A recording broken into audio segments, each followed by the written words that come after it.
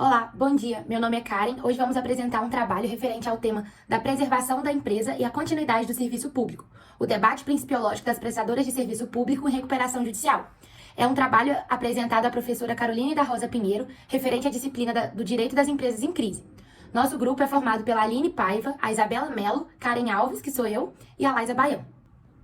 Nosso resumo expandido, ele tem como objetivo trazer à tona o debate principiológico que envolve a discussão sobre a possibilidade da recuperação judicial dos prestadores de serviços públicos. Isso tudo à luz dos princípios norteadores do serviço público e dos princípios decorrentes do Instituto da Recuperação Judicial. A problemática com relação a essa possibilidade, inicialmente, ela surge no fato de que tanto a Lei de Concessões, que dispõe sobre o regime de concessão e permissão da prestação de serviço público, quanto a própria Lei de Recuperação Judicial e Falências são relativamente omissas quanto à estrita possibilidade de uma empresa prestadora de serviço público em crise obter recuperação judicial em si. A discussão trazida aqui, então, ela vai residir no fato de que as formas que o poder concedente tem de lidar com a empresa prestadora de serviço público em crise acaba afastando a aplicação da recuperação judicial dessa empresa. Essas formas são basicamente a intervenção do poder concedente na concessão, que está regulada ali pelo artigo 32 da Lei de Concessões e tem como fim assegurar a adequação na prestação do serviço, e também a extinção do contrato de concessão, nos moldes do artigo 35 dessa mesma lei, sobre a justificativa de caducidade da empresa. É daí que surgem os riscos aos princípios do serviço público e da recuperação judicial, já que os procedimentos previstos na Lei de Concessões, da intervenção e extinção do contrato, vão ensejar um desequilíbrio contratual discricionário, carente de fundamento técnico e sem qualquer respaldo no efetivo interesse público. Pergunta-se, portanto, no nosso trabalho, se a observância a tais princípios podem justificar a aplicação do Instituto da Recuperação Judicial nas prestadoras de serviço público em crise, e como esses preceitos afastam a possibilidade de extinção do contrato de concessão e da intervenção estatal. A hipótese que a gente vai trabalhar aqui, então, é da efetiva aplicação dos princípios, que vão ser melhor definidos posteriormente, isso para justificar a recuperação judicial dessas prestadoras de serviço público, visto que a intervenção das concessionárias e a extinção da concessão dessas empresas configuram procedimentos extremamente frágeis diante da observância aos princípios elencados, prejudicando até mesmo a funcionalidade da economia como um todo. Quanto à metodologia, nós utilizamos predominantemente a revisão bibliográfica, com estudo de artigos científicos e análises doutrinárias que versam sobre o tema, além também da utilização de estudo de casos para fim de exploração da temática no cenário real, formulação de hipóteses, aplicação de variáveis de causa do fenômeno.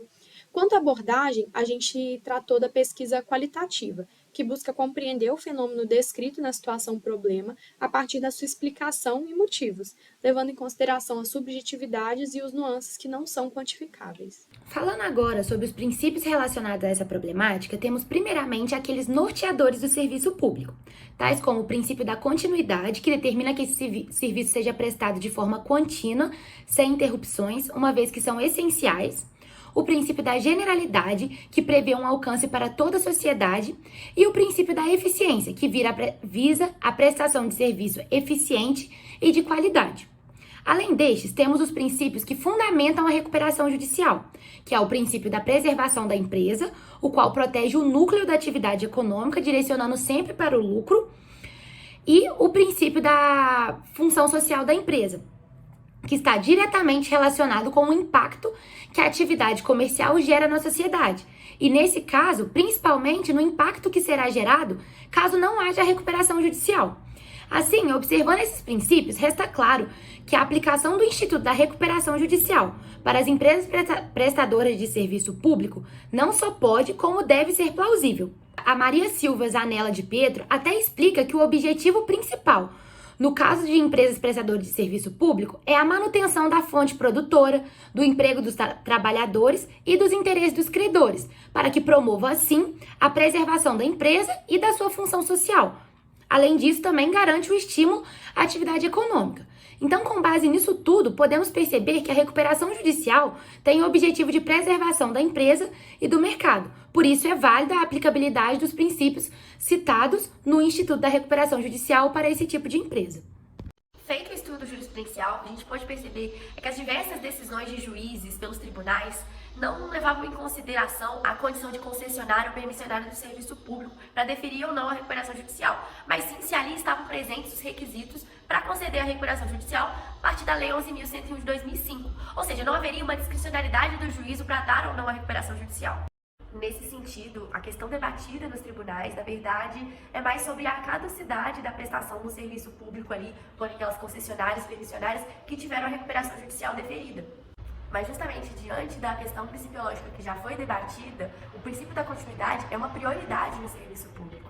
Dessa forma, a caducidade do serviço público deve respeitar certos requisitos para que seja dada, e a recuperação judicial não é um desses requisitos. Os requisitos estão presentes na Lei de Concessão e Permissão do Serviço Público, e eles existem justamente para preservar e viabilizar que esse serviço seja continuado. Durante o processo de recuperação judicial, as agências reguladoras elas têm um forte papel intervencionista e elas atuam nesses processos, produzindo acordos e viabilizando cada vez mais a prestação desse serviço para que ela seja continuada. É o caso da recuperação judicial do Aeroporto Internacional de Viracopos, que tinha uma concessão, e a ANAC, ela trabalhou fortemente para que esse serviço pudesse continuar a ser prestado da forma com qual ele foi contratado.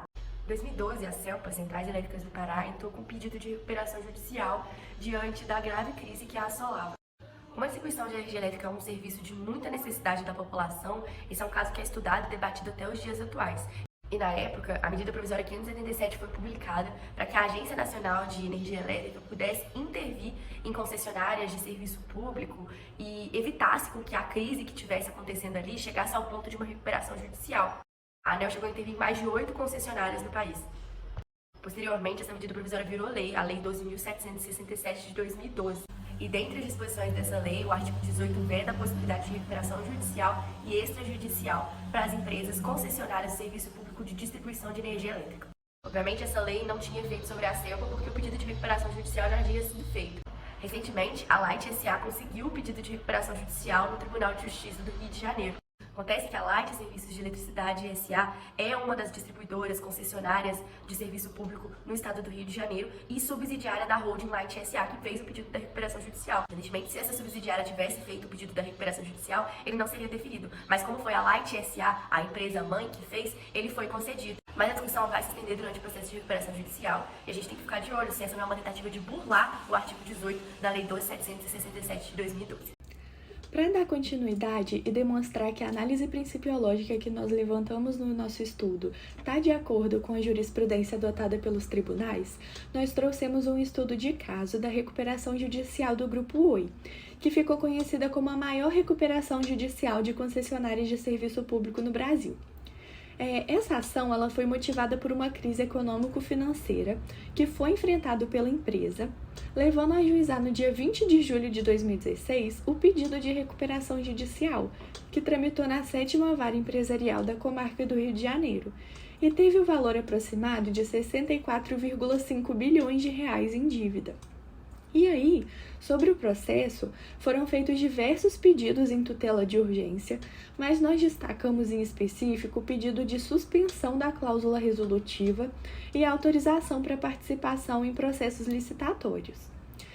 Sobre isso, é importante a gente entender que grande parte dos contratos da Oi previam a cláusula ipso facto de insolvência, que determina a resolução do contrato caso a empresa declare estado de insolvência. Por isso, se o pedido não fosse deferido, a empresa perderia o contrato com diversos fornecedores, o que impediria a continuidade da prestação do serviço público e também iria impossibilitar o sucesso da recuperação judicial. Diante disso, o pedido foi deferido pelo juiz Fernando César Ferreira Viana, que alegou a necessidade de afastar as concepções individuais e a rigidez da ótica civilista em benefício da função social do contrato. E para não violar a possibilidade de recuperação judicial, e principalmente também diante dos interesses dos consumidores, já que eles ficariam afetados pela falta da prestação do serviço, que tem natureza essencial e contínua. E aí, por essas mesmas razões, o juiz também autorizou que o Grupo Oi participasse dos processos licitatórios. E aí, diante de todo esse exposto, é importante a gente notar que esse deferimento se aplicou também à possível declaração de caducidade do contrato pela concedente, diante da simples declaração da recuperação judicial. Dessa forma, fica evidenciado que os tribunais têm priorizado a valoração principiológica que nós levantamos no nosso trabalho. A conclusão do trabalho que nós apresentamos foi de que, mesmo com a omissão que está presente tanto nas leis de concessões quanto na lei de recuperação judicial em relação a essa estrita possibilidade das empresas prestadoras de serviço público obterem a recuperação judicial, a tendência é para a autorização desse instituto, o que vai confirmar a nossa hipótese que foi levantada no trabalho. Isso porque os princípios que norteiam o serviço público e também os próprios princípios da recuperação judicial dão força para uma manutenção da empresa, já que observa a função social da empresa e também os cenários de essencialidade do serviço público. Então, diante disso, nós podemos concluir que a autorização da recuperação judicial nos casos tanto do Aeroporto Internacional de Viracopos quanto do Grupo Oi confirmam essa tendência de que o arcabouço principiológico consegue trazer uma solução para a problemática que nós levantamos.